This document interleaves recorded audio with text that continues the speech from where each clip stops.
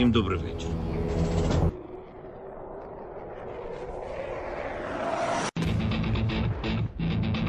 On behalf of the brave, on behalf of every father and every mother who waits for freedom, on behalf of our warriors, and paves the way for a new history.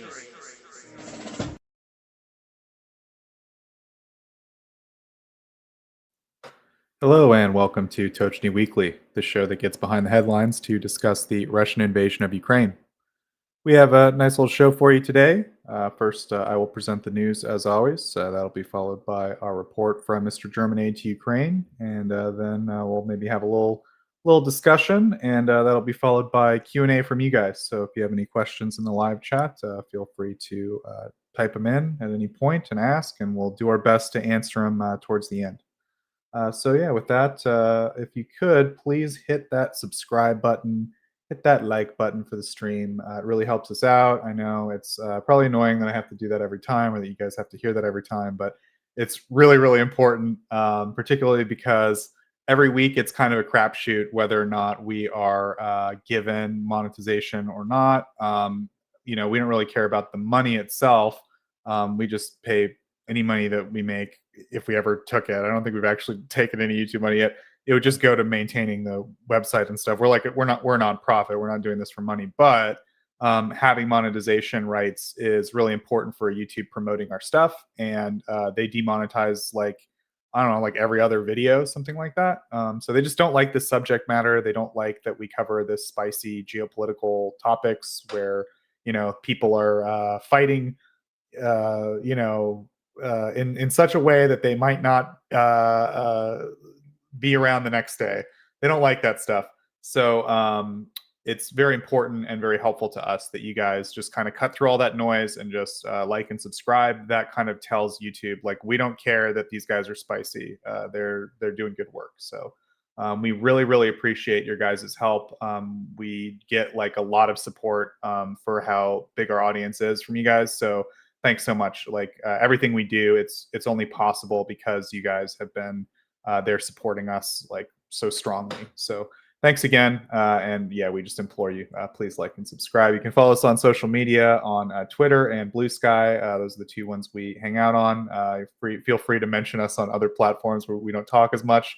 And we also have a website, tochnyi.info. Check that out. It's got a lot of cool research. So without any further delay, no more advertisements, I will go ahead and jump into the news. These are the main headlines as of January 19th, 2025.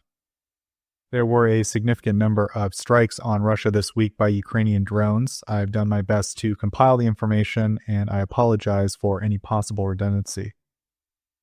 A fire erupted at an oil storage facility in Engels, Russia on January 8th following a drone attack reportedly carried out by Ukraine, and it's been successfully extinguished according to the region's governor. Busargin acknowledged the ongoing efforts at the site and expressed gratitude to emergency responders and rescue teams who have been working tirelessly. By the morning of January 12th, the governor stated that a controlled process of burning off residual fuel was still in progress. Additionally, debris from the attack struck an industrial facility in Engels, although he did not name the location. Ukraine stated that the operation aimed to hit a fuel storage site at the Krystal complex, which supplies the Engels 2 military airbase. 2 emergency responders lost their lives while combating the flames, and as a result, local authorities declared a state of emergency in Engels. Despite concerns from residents over thick smog in the area, Russia's Natural Resources Monitoring Agency assured the public that air pollution levels remain within safe limits. Ukraine launched a widespread attack early Tuesday targeting factories and energy infrastructure deep within Russia. Reports that Ukraine struck a gunpowder factory in Tambov Oblast during the night of January 16th. Residents in the town of Kotovsk reported hearing drone engine sounds, suggesting that the aircraft were headed towards the facility in Kuzminogod village, approximately 450 kilometers from the border. According to Russian media channels, the drones originated from Kharkiv, located roughly 500 kilometers from the targeted factory. Eyewitnesses described spotting multiple drones and observing flashes in the sky. However, Russian authorities have not officially confirmed the attack or disclosed any resulting damage. The targeted gunpowder factory is reportedly a critical supplier of explosive materials for Russia's military, producing components such as gunpowder for weapons, artillery, and rocket systems, as well as specialized explosives. Ukrainian officials have also not commented on the incident, but Andriy Kovalenko, the head of Ukraine's Center for Countering Disinformation, suggested that this is not the first strike on the facility. In Voronezh Oblast, Governor Alexander Gusev reported that over 10 drones attacked an oil depot in the Lysky district. The drones managed to penetrate the protective netting over the stored tanks and caused a fire. Belgorod Oblast is also reported to have experienced heavy strikes across several districts, with local authorities attributing the attacks to both drones and artillery fire. Ukrainian drones also targeted the Ludinovskoye oil depot, operated by the Kaluga Neftprodukt company in the city of Ludinovo in the Kaluga region, according to reports from the Astra Telegram channel and local residents. The depot includes 9 storage tanks with a combined capacity of 6,700 cubic meters. It primarily stores AI-92 and AI-95 gasoline and diesel fuel. This is not the first attack on the facility. In April 2024, a strike involving 2 aircraft-type drones caused a significant explosion in a gasoline tanker holding nearly 700 cubic meters of fuel. Another attack in November targeted the oil depot in the city of Kaluga itself. There are also additional unconfirmed reports of potential damage to the Typhoon weapons manufacturing enterprise in Kaluga. The facility is known for producing advanced military hardware, including the Bal-E coastal missile system and the Monolith B mobile coastal radio reconnaissance complex. It also manufactures components for anti-aircraft missile and artillery systems, as well as power supplies for naval equipment. On the night of January 18th, a series of drone strikes reportedly targeted an oil depot in Russia's Tula region, where at least 10 drones struck the facility.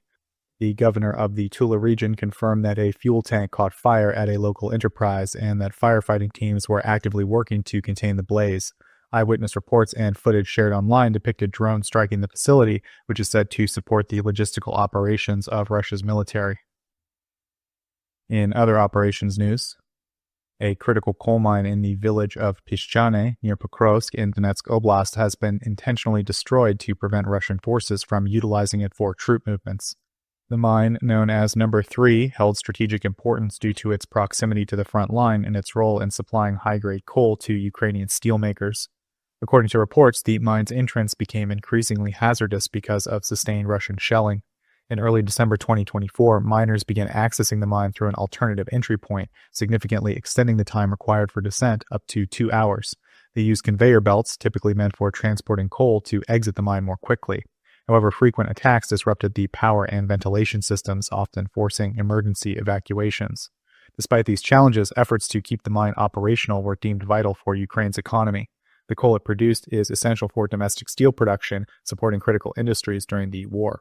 The mine was operated by Metinvest, which manages other facilities in the region still under Ukrainian control. The New York Times reported that explosives have been planted at 2 additional Metinvest mines, although it is unclear if these have yet been detonated. Russian President Vladimir Putin has issued an order calling reservists for military training, with the directive affecting citizens who will be assigned to the Russian Armed Forces, National Guard, Ministry of Emergency Situations, state security agencies, and the Federal Security Service. The Astra Telegram channel released the document, which outlines the conscription but does not specify the training's duration. The decree tasks executive authorities with organizing and overseeing the conscription process and training camps. While such annual training camps are customary in Russia, this year's exercise may have a different significance. Speculation suggests that reservists would face intensified efforts to encourage or coerce them into signing contracts with the Russian military. Reports have also raised concerns about potential contract signing abuses, including the possibility of forged signatures, a tactic previously reported with Russian conscripts. Ukrainian President Volodymyr Zelensky has decided to allocate mobilized personnel exclusively to reinforce existing combat brigades within the defense forces, rather than create new units. Journalist Yuri Butusov, citing insider sources, reported that this decision followed a meeting of the Supreme Commander-in-Chief's staff where Zelensky reviewed the current state of military operations. The change comes in response to issues faced by recently established units, such as the 155th Separate Mechanized Brigade, which was formed in May of 2024. The newer brigades have struggled to match the operational effectiveness of more seasoned units due to inexperienced leadership, inadequate training, and lack of critical resources like reconnaissance drones and modern equipment. Consequently, they are unable to operate independently in certain high-pressure areas along the front line. This decision aims to address the long-standing challenge of resource allocation. Veteran brigades, which have faced reduced priority in personnel and equipment distribution, have experienced a gradual decline in combat effectiveness. By focusing resources on these experienced units, the government seeks to enhance their readiness and maintain their crucial role in ongoing military operations. The Ukrainian company Skyetan has introduced a laser guidance system for precision munitions to its ACS-3 Raybird reconnaissance drone, marking a significant advancement in military technology. This new system was demonstrated in a recent operation, with footage shared by blogger Yigal Levine. During the mission, the drone operator identified targets in an urban area using a thermal imaging channel. The system detected heat signatures in a building, and the operator engaged the laser guidance module to designate the target. While maintaining a considerable distance from the building, the ACS-3 directed a munition that successfully struck the target on the first attempt. This capability addresses a critical challenge in urban warfare for Ukraine, where conventional weapons often miss initial shots, giving targets time to escape. The precision of a laser guidance system ensures an immediate and accurate strike, achieving results that conventional methods struggle to match. Alexei Bulldozer, the head of Skyetan's operations department, highlighted the system's modularity, noting that the targeting module can be replaced in under 30 seconds. He explained that the development of the system spanned 2 years and involved extensive investments and contributions from Skyetan's R&D team of over 100 members. Approximately 300 North Korean soldiers have been reportedly killed and 2,700 injured while participating in Russia's conflict with Ukraine, according to a South Korean lawmaker citing information from the nation's intelligence agency. The deployment is believed to be part of a larger agreement between North Korea and Russia, where North Korean leader Kim Jong-un allegedly sent over 10,000 troops to aid Moscow in exchange for technical support for Pyongyang's weapons and satellite programs, which remain heavily sanctioned. Over the weekend, Ukrainian President Volodymyr Zelensky announced the capture of 2 North Korean soldiers, releasing a video showing their interrogation. The development has raised the prospect of a potential prisoner exchange involving the combatants and captured Ukrainian troops. Reports suggest the deployment of North Korean forces, including members of the elite Storm Corps, has expanded into Russia's Kursk region. The high casualty figures, over 3,000 combined deaths and injuries, are attributed to their lack of familiarity with modern warfare tactics. According to South Korean intelligence, the troops are being used in roles that expose them to high risks, leading to significant losses. Documents recovered from fallen soldiers reveal that North Korean authorities pressured troops to avoid capture at all costs, with instructions to do something YouTube doesn't want me to say or detonate themselves if surrounded. Some soldiers were reportedly motivated to fight by promises of amnesty or opportunities to join North Korea's ruling Workers' Party, seeking improved social standing. One striking incident involved a North Korean soldier who, attempting to evade capture, shouted allegiance to General Kim Jong-un and tried to detonate a grenade before being neutralized. South Korean intelligence noted the harsh conditions the soldiers face, noting the combination of coercion, poor training for contemporary conflict, and extreme methods imposed by their leadership has resulted in devastating losses. Finnish authorities disclosed on January 13th that the crew of the Russian-affiliated oil tanker Eagle S, part of the so-called Shadow Fleet, was preparing to target additional underwater infrastructure when the vessel was intercepted. The revelation comes amidst heightened tensions in the Baltic Sea region following a series of incidents involving the damage of power cables, telecommunication links, and gas pipelines since the invasion of Ukraine. The Eagle S, registered under the Cook Islands and transporting Russian oil, is suspected of posing a significant threat to the Estlink 1 power cable and the Baltic Connector gas pipeline connecting Finland and Estonia. Finnish authorities boarded the vessel on December 26, with the National Bureau of Investigation stating that further damage to critical underwater infrastructure was an imminent risk. The tanker is already implicated in earlier damage to Estlink 2 and 4 telecommunications lines. Finnish investigators allege the crew dragged the vessel's anchor across the seabed for 100 kilometers, causing a significant disruption. The investigation has been broadened to include a 9th suspect among the crew, all of whom are subject to travel bans. The captain, a Georgian national, leads a crew primarily consisting of individuals from Georgia and India. Up next, we have economy and aid. The U.S. government under President Joe Biden has unveiled previously classified details of its assistance to Ukraine's drone development initiatives, which included $1.5 billion in funding allocated in September of 2024, according to the New York Times. This revelation is sourced from unnamed officials and sheds light on a significant yet largely hidden facet of U.S. support for Ukraine. Among the key successes attributed to the efforts are Ukrainian maritime drones, which reportedly inflicted severe damage on Russia's Black Sea Fleet, and aerial drones, which have been instrumental in stalling Russia's advances in the eastern regions of Ukraine. By the close of 2024, Ukraine is known to have delivered more than 200,000 domestically produced drones to frontline units. Italy is providing Ukraine with a new military aid package that includes advanced weaponry, as announced by Ukrainian Defense Minister Rustem Umerov following a meeting with Italian Defense Minister Guido Crosetto in Kyiv. The shipment aims to enhance Ukraine's capability to carry out impactful strikes against Russian forces. During their discussions, the two ministers also committed to deepening defense collaboration between their nations. They explored opportunities to strengthen cooperation in the defense industry, including plans to establish joint ventures and other initiatives designed to bolster Ukraine's defense capabilities. Crosetto reiterated Italy's unwavering support for Ukraine and emphasized the need to expand international military cooperation under the Ramstein format. The shipment marks the 10th installment of Italian military assistance since the start of Russia's full-scale invasion. The United States has imposed sanctions on 6 Russian oil tankers still under construction at the Zvezda shipyard, as reported by Reuters on January 17th. These sanctions are part of a broader campaign targeting over 180 vessels linked to Russia's Shadow Fleet, a group of older tankers often used to bypass international sanctions. This is the first time that the U.S. has sanctioned vessels before they were operational or carried restricted cargo. Reuters detailed that Sovcomflot, a Russian company under sanctions, acquired 2 of the ships, and the remaining 4 were purchased by Rosneftflot, a shipping subsidiary of the sanctioned Russian energy giant Rosneft. Industry experts indicate that these measures have led to an increase in the cost of tankers as demand for vessels free of sanctions has risen. These sanctions also extended to 2 major Russian oil producers, Gazprom Neft and Surgutneftgaz, along with numerous subsidiaries. The companies collectively produce more than 1 million barrels of oil per day, generating an estimated $23 billion in annual revenue, according to the U.S. Treasury Department. Also, the U.S. Department of Treasury has unveiled new measures targeting a sophisticated network of Russian and Chinese entities designed to evade international sanctions. These actions represent a significant intensification in efforts to limit Russia's access to global financial systems and advanced technologies.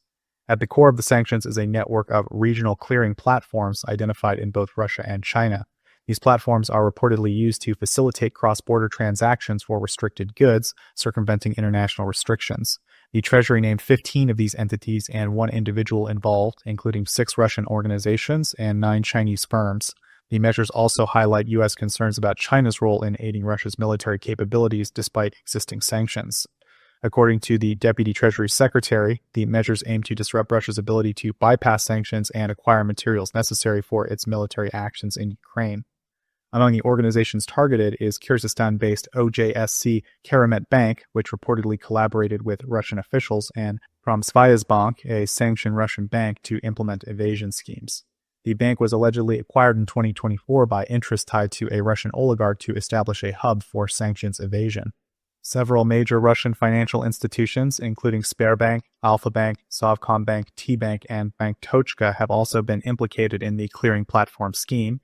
These institutions are previously subject to U.S. sanctions but are now further entangled in the crackdown.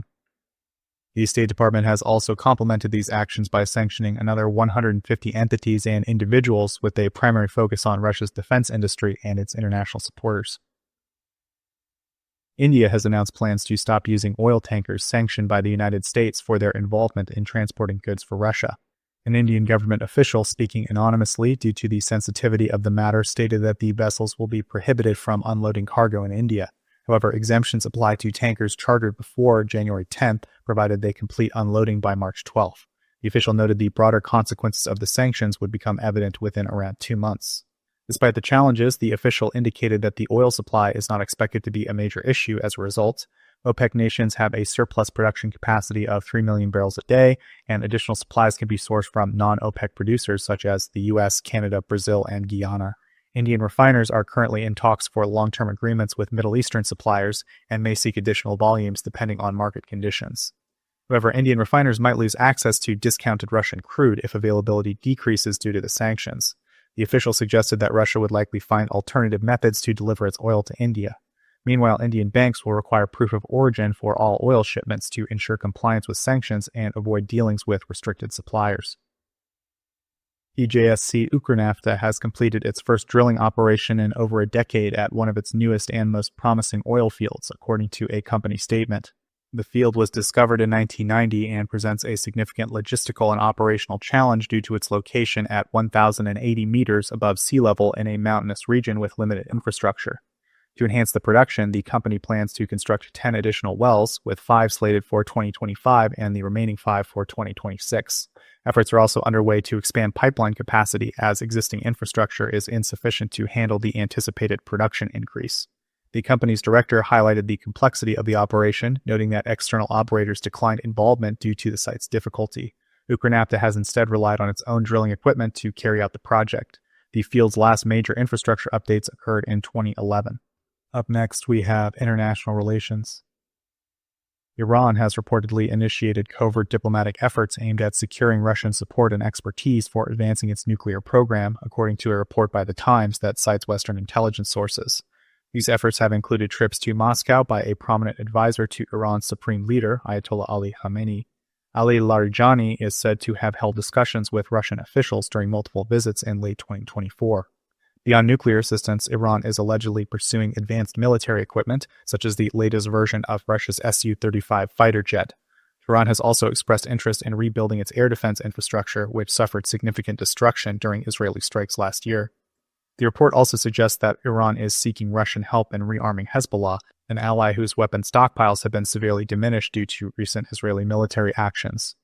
This resulted in a significant agreement signed by Russian President Vladimir Putin and Iranian President Masoud Pezeshkian on January 17th, which focused on defense collaboration, intelligence sharing, and the development of nuclear energy, according to reports from the Russian Telegram channel TASS. The agreement reportedly includes provisions for advancing military technical cooperation between the two nations, and the collaboration may provide Russia with avenues to circumvent Western sanctions, leveraging its connections with Iran to sustain its geopolitical ambitions. Notably, the agreement does not include a mutual defense clause, reflecting the limitations in Russia's capacity to commit significant military resources beyond its ongoing conflict in Ukraine.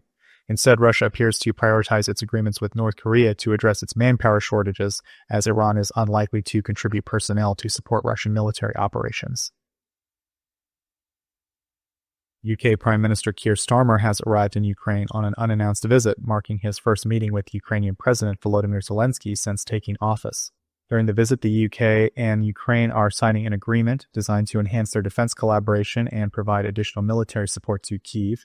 Called a 100-year partnership, the agreement seeks to not only solidify defense relations, but also foster economic cooperation in areas such as science and technology. Starmer is set to announce a £40 million funding aimed at Ukraine's economic recovery. The funds will prioritize businesses focused on green initiatives and assist vulnerable populations, while also creating opportunities for British companies. The pledge builds on the UK's existing support for Ukraine, which includes about £8 billion in military assistance as part of a total commitment of around £13 billion. New footage from the Telegram channel Astra reportedly reveals a makeshift detention facility within a police station in Chechnya, where Russian men were held in place of local convicts. The detainees claim that Chechen inmates avoided deployment to Ukraine for high-risk missions by bribing officials, who then detained other men as replacements. Those who were imprisoned report enduring months of confinement under poor conditions, including inadequate food and limited access to basic facilities. The videos were shared on January 14th and focus on a facility in the police department of Noja Yurt, a Chechen village. Astra claims the men featured in the footage had intended to join military operations in Ukraine under contract, but were instead confined and sent into combat in place of convicted Chechens who paid bribes. Astra reportedly obtained the footage from detainees and their families, although the exact recording dates are unclear. The detainees alleged that authorities seized their identification documents and held them in a basement for extended periods. The footage depicts approximately 10 men sleeping on the floor in a minimally furnished room. Complaints include being denied bathing facilities and having only a clogged toilet for sanitation. The prisoners claim they were sold as replacements for Chechen men who avoided deployment. They allege that bribes ranging from 250,000 to 500,000 rubles, around 2,500 to 5,000 US dollars, allowed Chechen convicts to avoid combat, while those detained received no compensation. One detainee stated that he had been held since early November. One prisoner's mother recounted that he had been promised a substantial sum to join the military and remain in Chechnya, only to be detained and reportedly used as a replacement for a Chechen convicted of driving under the influence. She stated that he had not signed any contract or received the promised payment. This month, Russia's Federal Security Service published a comprehensive list of 107. The Russian government's intensified crackdown on migrants over the past year has had a range of consequences, including worsening labor shortage and increased street violence. Another outcome has been the severe overcrowding in migrant detention centers, forcing many detainees to be held in prisons under harsh conditions. According to a report by a Radio Liberty affiliate in Kazakhstan, numerous Central Asian migrants are being held in Russian prisons due to a lack of space in detention centers. The overcrowding stems from widespread raids on undocumented immigrants following the deadly terrorist attack in Crocus City Hall. In areas like the Sverdlovsk region, overcrowding has forced authorities to use prisons for deportation detainees. Migrants report substandard living conditions, with many saying they have been denied hot meals since late December 2024. One detainee described subsisting on bread and noted that even instant noodles were prohibited in the facility.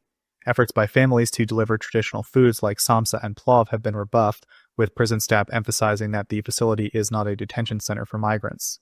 The footage shared by migrants reveals cramped prison cells with dirty walls, metal-barred windows, and minimal furnishing, including bunk beds, a small table, and a sink with a toilet partition. Many detainees expressed frustration, stating that they were treated as criminals despite being in custody for administrative violations. Some acknowledged minor infractions, such as expired residency permits, while others claimed they were arrested entirely without cause. The deputy head of the Tajikistan consulate's public council in Yekaterinburg confirmed that the use of prisons is a temporary solution. He assured the detainees would be transferred to proper detention centers once space became available. From January to July, the Russian government reported a significant increase in deportations and entry bans, targeting migrants primarily from Central Asia.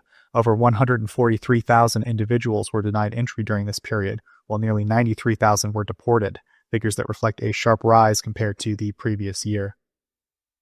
And that's it for the news this week. We will now move to the next segment.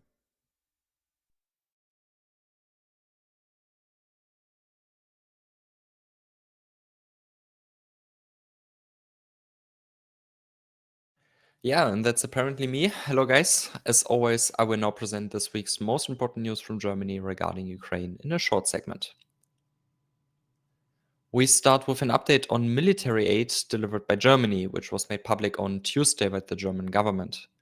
In the past 3 weeks, Germany has delivered the following military assistance to Ukraine: 600 HF-1 loitering munitions, 46 RQ-35 Hydron UAVs, 43 Songbird UAVs, 50 Vector UAVs, 20 FFG MRAPs, 495 Heckler & Koch 416 assault rifles, 11,120mm mortar rounds, 19,122 shells, 14,155 shells, ammunition for the Leopard 1A5mm tanks, 65 field glasses, 24,200 wool blankets, 120,000 chest seals, and 30,200 tourniquets.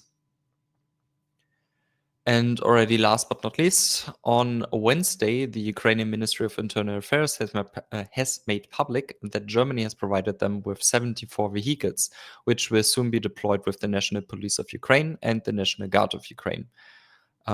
These two will use these vehicles to maintain public order and protect critical infrastructure. Minister of Internal Affairs of Ukraine, Ihor Klimenko, and the German ambassador to Ukraine, Martin Jäger, attended the ceremonial handover of these vehicles. And yeah, that's already it for my segment. So back to you, Joseph.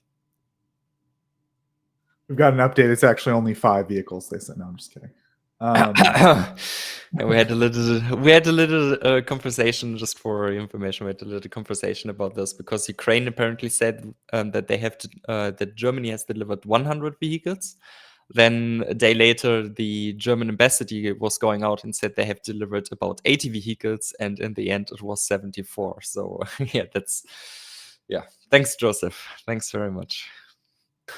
You're welcome. I have a couple more things I wanted to bother you about. So this week, the AfD, which is the German far right party, they published their party platform, I guess is how you would explain it. And as they didn't really condemn the Russian invasion. I'll be honest, it's it's a little weird to expect them to, or I don't quite understand why it was international news that they that it wasn't in there. Like I could understand if they said something about it or something, but anyway, it was kind of big news in the international press that this happened, and then there were some like responses from various German politicians. So I guess like, what do you make of that whole circus? Is it just kind of par for the course, or do you think there's something significant there? Well, I don't think it's anything significant, not really noteworthy, since the AfD is the far rights. Erlend, you said this video is not getting monetized anyway, right? So we can insult them. You can insult them, of course. Okay, yeah. So they're the far right Putin bootlickers with an IQ of a toaster or something. So yeah, they were since day one against, with very very few exceptions, against helping Ukraine, and like I said, they're Putin bootlickers, so of course they're for peace, and that's what they're saying on a daily basis. Same as the BSV, which is also Putin bootlickers, just on the left side, and yeah. So it's nothing really noteworthy in my opinion. They say this on a daily basis. Okay, and then the other thing I wanted to bring up was the German defense minister made a little trip to Kyiv, had a few discussions. I guess just as someone who maybe just probably had to follow it, I assume out of like for journalistic reasons, you probably followed it reasonably closely. What is there anything in this trip that was new information, or did you get anything out of seeing any of these discussions that like led you to believe anything? There's like a new information or a new diplomatic thing going on. So I think most of the trip to Kiev was really just a political signal, in my opinion. Because in theory, here in Germany, nothing has changed in the past months, right? We don't have a budget, so we can't announce like huge new military assistance, like a €1 billion package or whatever, because there's no money for it. Since all of the 4 billion allocated for 2025 is already planned for, so it's already earmarked. There's nothing over which we could say, okay, we are buying this or we're buying that. So mostly just a political signal saying, hey, Germany stands on your side. Doesn't matter if it's the current government or another government. I mean, we're short before the elections, right? So it's mainly just a political signal. There was one thing which was quite odd last week, not this week, last week during the latest UDCG meeting at Ramstein. Germany, or more specific, the German Minister of Defense, Boris Pistorius, announced that Germany would deliver nearly 50 IRIS-T missiles at short notice to Ukraine. I think it's 48, which would be a couple of reloads for the IRIS-T systems. And during the latest visit, Ukraine put out, or the Ukrainian Ministry of Defense put out a press statement where they said that Germany would deliver, what did they say? I believe it was like 60 missiles. And I'm not really sure right now if that's in addition, if we just added about 10 missiles, or if they will deliver both, because it was a very, very short timeline. It's 2 times announced the same stuff, just in different quantities. I think it will be in addition, because the Ukrainians said in their press release that this was a result of the visit which took place, and of course the first message were announced a week before the visit. So I think it will be in total about like 100 to 110 IRIS-T missiles, which will be delivered to Ukraine in the next weeks. And yeah, that's the only thing which was really, really new. There was, of course, discussions about like investing in the Ukrainian defense industry and all that kind of stuff, but nothing noteworthy yet. Yeah, it seems like kind of almost like a thing about political culture where like some countries, it seems like it feels important that they come with something in their hand, right? Like when there's a big press conference, they to the point where they'll say stuff that they've already promised or even delivered, and it confuses us because then we hear a statement and we're like, are they sending 50 new IFVs? And it's like, no, that's just what they already pledged, and they felt like they needed to say something when they were on that podium, right? So, but I think the Germans, it seems like you guys are pretty straightforward about all this, and the aid you promised is the aid you promised, and you're not going to go announce a new thing. I'm sure other high-level discussions were had, but yeah, so it sounds like just pretty much a standard visit. I just really quick, I forgot to mention this about the other thing, the politicians. In Finland, there's just a brief story. I kind of cut it, that there's like a left party there, and there was like a member of their party that was saying like super Russian-y talking points about Ukraine and stuff, and I assume about Finland and all that. And the party like expelled him. So I don't know, just kind of an interesting little tidbit there. I don't have a lot more information on it. Maybe if there's anyone Finnish in the audience, if they have any more context, it'd be fun. Yeah, so those are my little extra stories that I didn't cover in the main news. Mr. Erlend, I see you have something on screen there. You got a cheeky little drone boy. Could you describe what we're looking at? Well, so this is one of the classical Magyar videos where they destroy artillery tubes with precision FPV drone strikes. You can see first a drone approaching the target, and then second drone comes and actually inspects if they hit the tube. So you can see there's a hole. That means that artillery piece is pretty much disabled. You can probably replace the tube, but as we know, Russia is not really. They don't really have enough artillery tubes, and yeah, the very effective way of taking out enemy artillery. I just thought that since we probably are going to get demonetized anyways, we can risk it. I just also want to promote the incredible work that Magyar Birds is doing and how incredibly effective it is. Yeah. Yeah, among the best, I would say, in Ukraine and just in the world, probably at this point. Yeah, definitely so, the best drone unit in the world. Also, for those that didn't know, Magyar Birds that was reformed into regiments last year is already becoming a brigade, adding a bunch of battalions and logistics support units and stuff. So they need a lot of equipment, more personnel, but they are very, very capable in organizing and training drone pilots and signalists, etc., that are needed. Very professional, very capable people that run the brigade. So it's going to be interesting to see how effective they're going to be in a year or 6 months when they've more than doubled in size. Yeah, I don't watch a lot of these videos, but I know on the server, sort of the equivalent of around the office, I hear the OSINT guys a lot oh, did you see the new Magyar video? Oh yeah. There's always talk about it when they do something.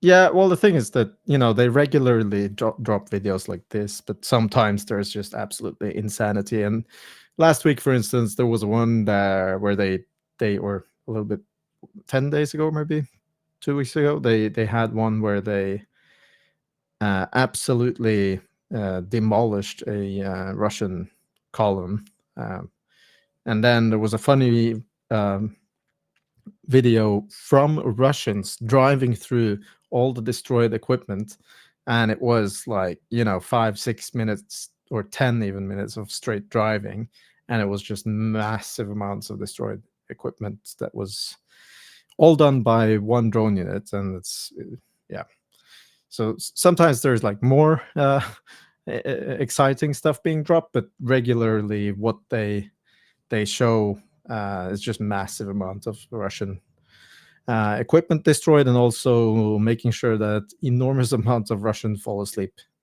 Very, very many people. Good night. Yeah. So, anything else on this topic, Erlend? Well, watch all the I hope people. I can talk more about how this new brigade is going to be soon. I'm trying to figure out more stuff and learn more about it. So yeah, hopefully I can at some point talk more about that if I manage to dig up the information that is useful and interesting for the audience. But right now it's kind of hard to know. They're quite secretive at the same time, even if they do publish a lot of content, but they don't really show so much of how the operations are and how they're organized. I don't know how much we can say. How the Wild Hornets doing? Have we talked to them lately?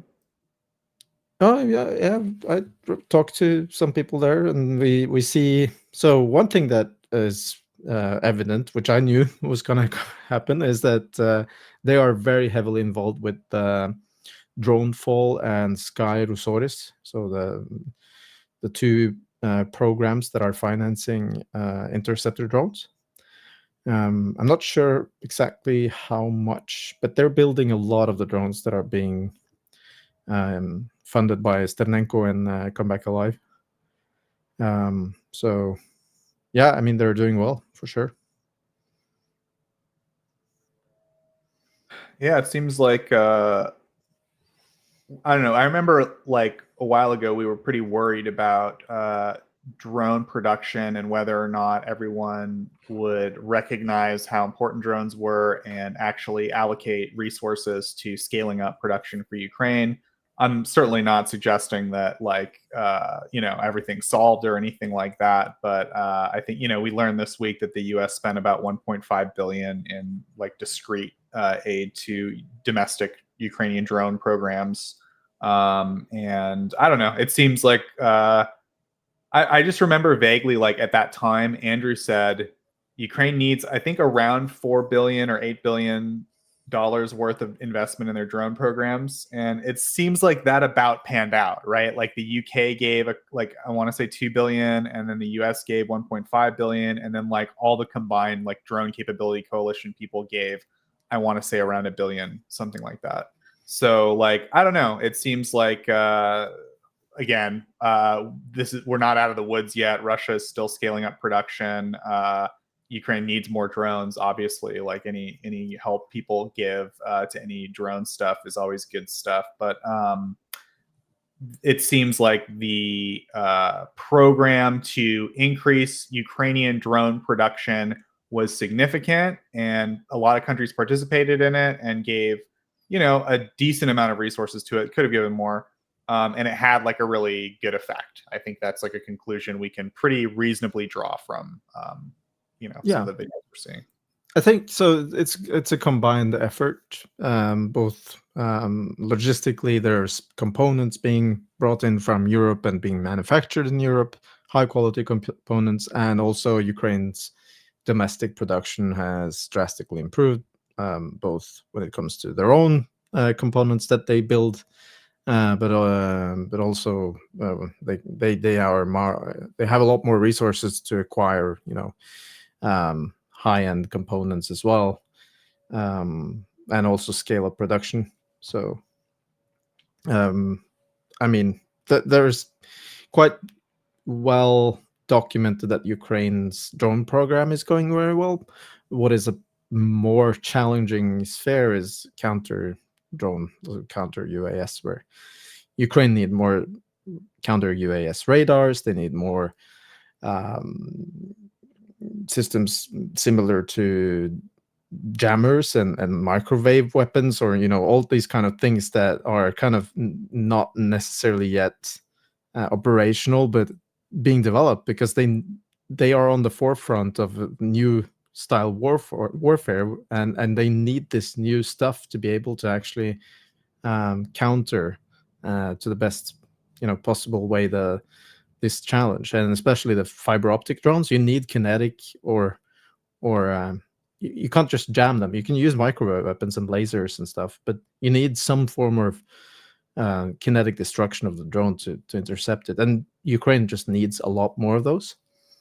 And also drone warning systems. I think a lot could be done if they just had enough warning systems. Yeah, another story I cut this week was that there was a Russian source that said that the military command was going to give 10 days of leave to anyone who could capture one of the Baba Yaga drones. The Baba Yaga drones are these heavy bomber drones that the Ukrainians have been using on the Russians. Both sides agree they've been really devastating for the Russians. And I think Andrew has been someone who's really been talking publicly about how devastating these things have been and how underestimated they've been by everyone who's analyzing this.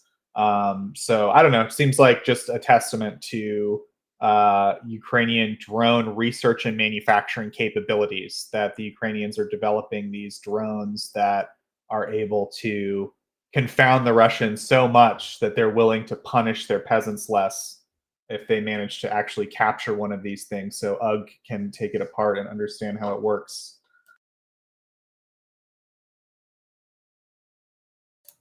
Yep. And the thing is, what I think has been misinterpreted by a lot of people is that they've either only focused on FPV drones or only focused on fiber optic FPV drones or only on Baba Yagas in their analysis, and they don't really see the combined effort and how they work together in tandem with each other. So this kind of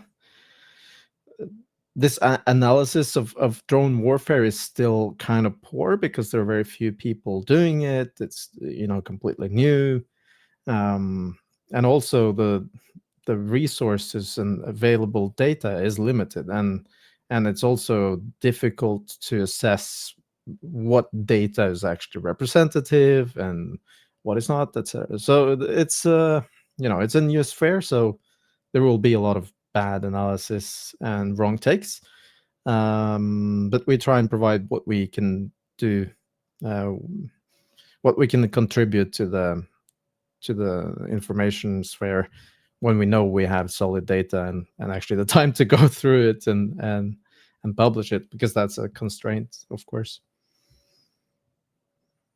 This is, by the way, Magyar, I just wanted to share that this guy has a very particular way of talking where he invents terms and words kind of in like a poetic way, where how he talks about the missions, how he talks about the enemy.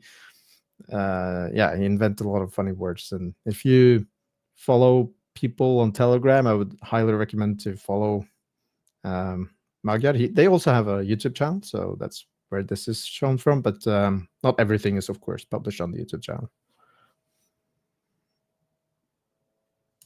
Yeah, part of the issue with drones is it's such a catch-all term, right, for so many different systems. Another area where the Ukrainians have been advancing, I would say, just like the Russians aren't even doing anything close, is naval drones, right? I remember last April or something, Budanov made a public comment. He was like, "Yeah, I'm gonna shoot a helicopter down with a robot kayak," and everyone was like, "What? Yeah, right." And lo and behold, last month, the Ukrainians used a naval drone to shoot down a helicopter.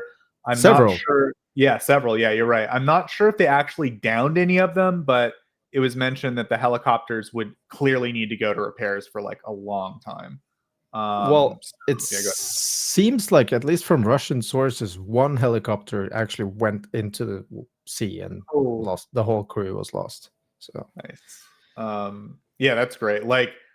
And I just remember that basically they were like, we're building these naval drones. It's going pretty good, but these helicopters are on our back, man.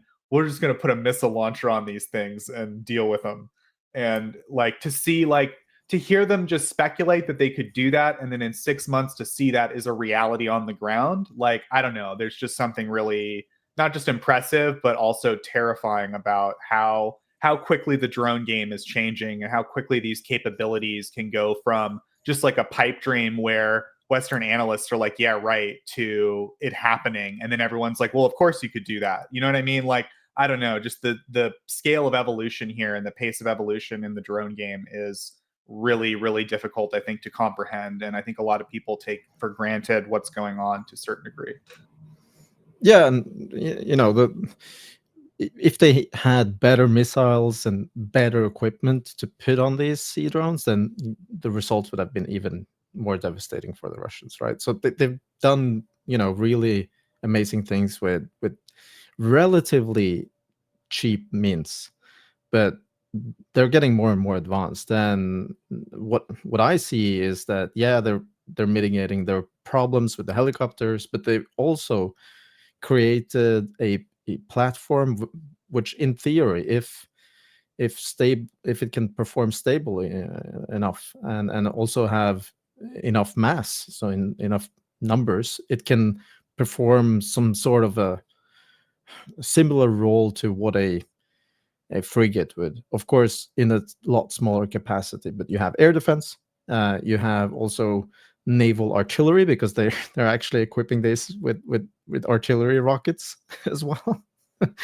I think that's a challenge they still need to figure out how to work, properly field and or set a sea, I guess it's called, because you kind of need the artillery rocket to be guided if you launch it from a sea drone, and fire support with machine guns, right? So you have all the elements plus anti-ship, because the drone itself can sink ships, as we've seen that they've done successfully many times. So in theory, this could support a at least smaller naval operation, which I think is, it's very interesting to see how this kind of thing develops with relatively small amount of resources for what it's actually accomplishing. Imagine doing this with conventional forces. We're talking about billions of euros that would have had to be spent to build ships that would do the same thing. Yeah, absolutely. And it would take years and years and years. Like Ukraine wouldn't be feasible for Ukraine to build a navy this war to fight Russia. And I would say everyone's right to say that would be a genuinely insane notion. But the fact that they've been able to not just hold their own in the naval theater, but like pretty effectively neutralize Russia's naval advantage. I mean, there was a phase in this war where the whole Snake Island saga, where Russia really had a big it was a big danger to Ukraine that Russia could get their fleet that close and look around and all that. And then just one other area I wanted to bring up when it comes to the drones this week is so with Russia and the reports about the drone strikes, you always sort of have to take it with a grain of salt. Like, there's a lot of like, oh, well, the Ukrainians launched, 50 drones and we shot down 48, but like, gee whiz, 2 got through. And you have to wonder, like, did Ukraine really shoot 50 drones, or are the Russians just like, they don't want to admit that they couldn't shoot down like 5 drones? You know what I mean? So it's always a little bit of a crapshoot when it comes to what the Russian reports say. But it's always clear that there are strikes because we see the booms in the footage, and we hear to some extent like civilian reports. But the point is, it seems to me pretty evident that not only the volume of strikes are increasing overall. In other words, the Ukrainians are hitting more and more diverse targets every night, or every few nights, but also that the saturation on the targets are a lot higher than they used to be. So it seems like a pretty regular occurrence. Even if the Russians are lying, if we assume a constant rate of lying, being the algebraic equation RL, Russians times lies, then the lies are getting bigger, correspondingly with, I think, an increase in saturation. So we now hear regularly that 10 drones are targeting like one facility, and that's a lot. Before it was like 3 or 5, right? So even if we assume there's an exaggeration going on, we're talking about an increase in strikes and also saturation. So I don't know, like that program also seems to be a pretty resounding success. I remember you were talking about this a little bit, Erlend, that like it's we were kind of the opinion that Ukraine should probably focus on long range missiles that rather than these attacks didn't look super cost effective from our Yeah, standpoint initially. Go ahead. A year ago, we were saying internally, at least, that man, like they're building so many different platforms, and the success is relatively low compared to the invested, amount of money and also resources when it comes to labor to develop a myriad, basically, of different drone platforms. And yeah, we internally in our group, we were saying they should really not be doing this, but I think we were wrong, because we see that the success rate has, of course, drastically improved. But I do believe that they need to develop missiles as well. I just thought, or we thought, and I agreed that the cost effectiveness seemed to be kind of off. Yeah, because like a year ago, we were looking at these crappy like civilian modified biplanes going like 10 miles an hour. That's an exaggeration, but like going super slow, and the Russians had enough warning to like get ready for it. Usually, occasionally they would still cause some damage if the Ukrainians either got lucky or the Russians were surprisingly incompetent or just couldn't react for whatever reason. But like in general, it was like these big slow moving things. The Russians had tons of warning. It wasn't difficult. Once you spot it, it took forever to get to where it was going. So the Russians had a lot of time. Now, I don't know what's changed, but it looks like the sophistication has increased substantially, I think, to be hitting this many targets. And then the target list has also expanded quite a bit. Like we were talking about, the Russians have really invested in expanding chemical plants. That seems to be like the Ukrainians are hitting all kinds of chemical plants, and like almost all of them were being actively expanded by the Russians. So I don't know. It seems like the Ukrainians have a very thorough plan to hit Russian logistics at like a very very early in the chain, right? They have a very holistic view of how the Russian logistics system works, and this drone strategy is very integral to them disrupting that chain. But anyway, thanks so much for everyone's support, and we will, of course, as always, see you next week, 2100 Kyiv time. Slava Ukraini. Героям слава. On behalf of the brave.